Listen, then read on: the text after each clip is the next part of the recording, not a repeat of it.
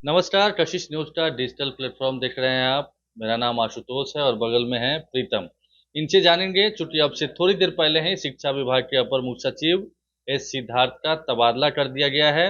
वो कहाँ गए हैं, उनकी जगह पर शिक्षा विभाग का ज़िम्मा किसे दिया गया है और अब क्या होगा? क्या टीआरई 4 की परीक्षा जो कहा जा रहा है कि चुनाव से पहले या 2025 में, क्या वो संभव है? और क्या स्टेट का एग्ज़ाम जो कि अभ्यर्थी मांग कर रहे हैं वो टीआरई 4 से पहले होगा या फिर तबादले की वजह से ये दोनों परीक्षा खटाई में पड़ जाएगी। हमारे साथ प्रीतम है, उन्हीं से जानेंगे। प्रीतम, शिक्षा विभाग के अपर मुख्य सचिव का तबादला हो गया है, उनकी जगह कौन आए हैं और क्या लगता है अब टीआरई 4 की परीक्षा या स्टेट की परीक्षा पर जो प्रक्रिया चल रही थी उसमें अब देरी होगी या समय पर हो जाएगी? देखिए, बी राजेंद्र नए शिक्षा विभाग के अपर मुख्य सचिव यानी एसीएस बनाए गए हैं। आशुतोष, एक सामान्य सी बात है कि बीच खेल में कप्तान नहीं बदले जाते और जंग के मैदान में सेनापति नहीं बदले जाते हैं। जिस तरीके से ऑनगोइंग प्रोसेस है शिक्षा विभाग में, जिस तरीके से बहाली हो रही है, उनका हटाया जाना या फिर उनको दूसरे विभाग में ट्रांसफर किया जाना, एक तरीके से उनका प्रमोशन हुआ है, तो उससे कहीं न कहीं जो ऑन गोइंग प्रोसेस है उस पर असर पड़ेगा, क्योंकि वो पिछले 14 महीने से लगातार शिक्षा विभाग के हर काम को देख रहे थे, चीज़ों को माइंडली वो ऑब्जर्व कर रहे थे और उन्होंने कई ऐसे कदम उठाए, जैसे स्कूलों का रैंडम सिलेक्शन, वीडियो कॉन्फ्रेंसिंग के जरिए ये जानना कि आपके स्कूल में क्या हो रहा है, तमाम तरह के उन्होंने प्रयास किए थे और उनके ही मार्गदर्शन में टीआरई 3 का रिजल्ट भी आया था 15 नवंबर 2024 को। अब जबकि उनका ट्रांसफर हो गया है, तो वो अब यहाँ से मुक्त हो गए हैं, तो जो नए आने वाले हैं, जो सोमवार को वो पदभार ग्रहण करेंगे, चूंकि शनिवार का दिन है, रविवार बीत जाएगा, सोमवार को वो जब एसीएस का जिम्मा संभालेंगे, तो उनके सामने भी एक तरीके से नई तरीके से सारी चीज़ों को समेटना एक बड़ी जिम्मेदारी होगी। हर जिले की जो डीईओ है, डीपीओ है, उससे बात करना और फिर बात कहाँ तक पहुंची है। जिस तरीके से शिक्षा विभाग कर रहा था कि पिछले हफ्ते ही बुधवार को शिक्षा मंत्री ने कहा था कि हम सारे जिलों से डेटा इकट्ठा कर रहे हैं कि कहाँ से क्या है, कितनी रिक्तियां हैं, हम उसको मंगा रहे हैं। तो ये सारी बातें हैं और इस काम को खुद एसीएस देख रहे थे। तो अब चूंकि अब नए अधिकारी आए हैं, तो 2-4 दिन तो उनको चीज़ों को समझने में लग जाएगा, तो हम मानते हैं इससे कुछ देरी होने की आशंका अवश्य है। अच्छा, आपको क्या लगता है? आपने कहा कि जंग के मैदान में सेनापति बदले जाते हैं तो असर ज़रूर होगा। कप्तान बीच मैच में बदला जाए तो उसका भी असर होगा।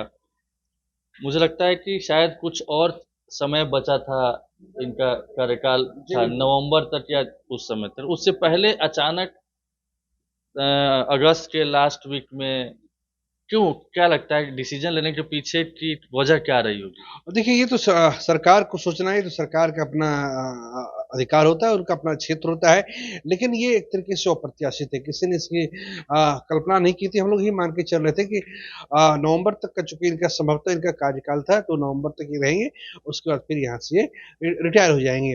लेकिन जिस तरीके से उनका ठीक पहले किया गया है, अगस्त के बिल्कुल आखिर में किया गया है, तो एक तरीके से ये अभ्यर्थियों को एक तरीके से निराशा हाथ लगी है, क्योंकि वो लोग लगातार मान के चल रहे थे कि बहाली आने वाली है, बहाली आने वाली है, बहाली आने वाली है। तो अब जो नए एसीएस आए हैं, उनके सामने एक जिम्मेदारी होगी कि क्या किस तरीके से वो जल्दी बहाली ले। क्योंकि शिक्षा विभाग का बजट बहुत बड़ा है, बहुत बड़ा विभाग है। शिक्षा विभाग कोई पर्यावरण विभाग नहीं है, कोई लॉ डिपार्टमेंट नहीं है जहाँ पे कुछ करने के लिए ज्यादा नहीं है।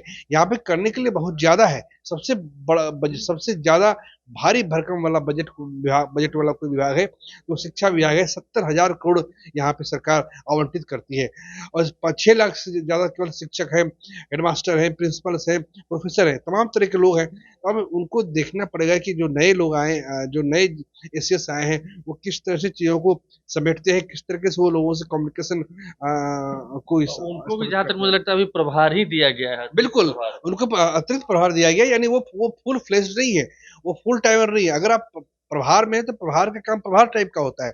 जब आपके पास पूर्ण जिम्मेदारी होती है तो आप उसको बहुत अच्छे तरीके से करते हैं। आपको पता है कि इसकी असफलता, इसकी सफलता दोनों के लिए आप जिम्मेदार होंगे। चूंकि उनको प्रभार दिया गया है तो प्रभार रहने से उस तरीके से काम नहीं मिलेगा और कहीं न कहीं इसका असर होगा। और प्रभार होने से अब ये मान के चलिए कि अब जो है शिक्षा विभाग देरी करेगा और इसको देरी होने से कोई नहीं रोक सकता है। हम लोग ये मान के चल रहे थे कि एसटीईटी की परीक्षा होगी और टीआरई 4 का नोटिफिकेशन आएगा। अब तो हमें लगता है कि चूंकि पूरा बिहार इस वक्त चुनावी मोड में है। आपने देखा होगा कि जितने जो नारे बड़े बड़े दलों ने अपने तरफ से लगाए थे पटना की दीवारों पे, उसको पोता जा रहा है। इस सब का संकेत ये है कि अब चुनाव की घड़ी बिल्कुल नजदीक आ रहा है। आपने देखा होगा अब की बार तेजस्वी सरकार और नीतीश कुमार भी अपने प्रचार कर रहे थे। जो पैम्पलेट्स लगाए गए थे उनको पोत दिया गया है। इसका अर्थ ये होता है कि कहीं न कहीं चुनाव की घड़ी बिल्कुल नजदीक आ गई है और ऐसे में केवल 1 महीने, केवल 30 दिन का समय, आज 30 तारीख है और यहाँ से 30 दिन का समय ही शिक्षा विभाग के पास बचता है। उसमें भी आपका मान के चलिए कि 4 आपके अवकाश हो जाएंगे, 4 रविवार का अवकाश होता है। यकीन मान के चलिए कि अब जो है अब एसटीईटी परीक्षा हो पाएगी या नहीं पाएगी, कुछ ठोस निकल के आ पाएगा। अब तो इस पे भी हमें संदेह लग रहा है। तो बिल्कुल प्रभावित तो होता ही है। अब कम हो या ज़्यादा हो ये वक्त बताएगा, लेकिन असर तो पड़ता ही है। और हो सकता है कि जिस तरीके से बुधवार को शिक्षा मंत्री ने घोषणा की थी कि इस बार निश्चित रूप से 7 दिनों के अंदर अधियाचना भेज देंगे बीपीएससी को हम लोग टीआरई 4 के लिए, अब शायद उसमें भी देरी हो, विलंब हो, ऐसा लगता है। हालांकि आने वाले दिनों में क्या होता है नहीं होता है, जैसा होगा वो भी हम लोग को बताएंगे। लेकिन फिलहाल शिक्षा विभाग के अपर मुख्य सचिव का तबादला होना, उनको प्रमोट कर दिया जाना, वो भी रिटायरमेंट से कुछ महीने 1-2 महीने पहले, बिल्कुल ये संकेत देते हैं कि अब टीआरई 4 और एस्टेट पर जो डेडलाइन दी गई है वो शायद डेडलाइन पर फुलफिल ना हो पाए। बहुत बहुत धन्यवाद। नमस्कार।